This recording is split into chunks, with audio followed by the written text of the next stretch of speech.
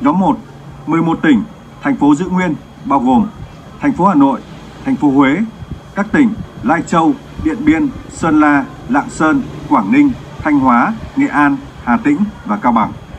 Nhóm 2 có 23 tỉnh, thành phố mới sau hợp nhất bao gồm khu vực miền núi phía Bắc, tỉnh Tuyên Quang, hợp nhất Tuyên Quang và Hà Giang, trung tâm tại Tuyên Quang. Tỉnh Lào Cai, hợp nhất Lào Cai và Yên Bái, trung tâm tại Yên Bái. Tỉnh Thái Nguyên, hợp nhất Bắc Cạn và Thái Nguyên, trung tâm tại Thái Nguyên. Nó có như dòng trâu, dòng này dòng chỉ thiết, dòng cứ dòng ti, dòng một phô y lâu, mỏ thiết chua. Đó nó cũng như xua sở sử. Tôi xem đầu của trò ta làm gì này, cho nên sự tổ của nhớ trò của chú YouTube nó. Của lò của dòng xem đầu nên cho nên sự tổ lò cùng của thiết.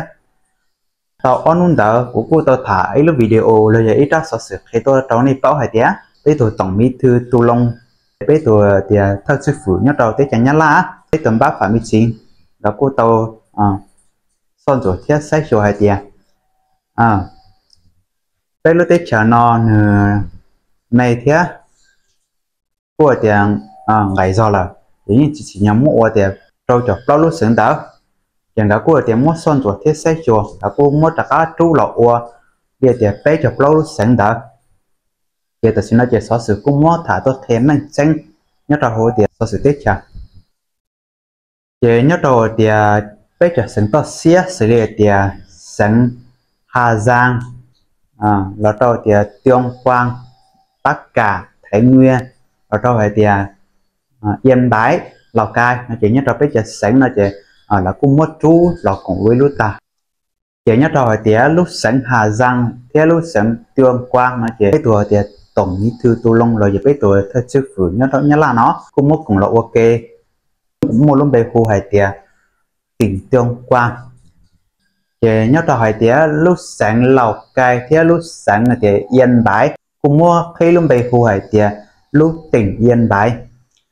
Thế nhớ trò thì lúc sáng Bắc Cạn thế lúc sáng là thì Thái Nguyên nó về cũng mua thì là cùng với kê.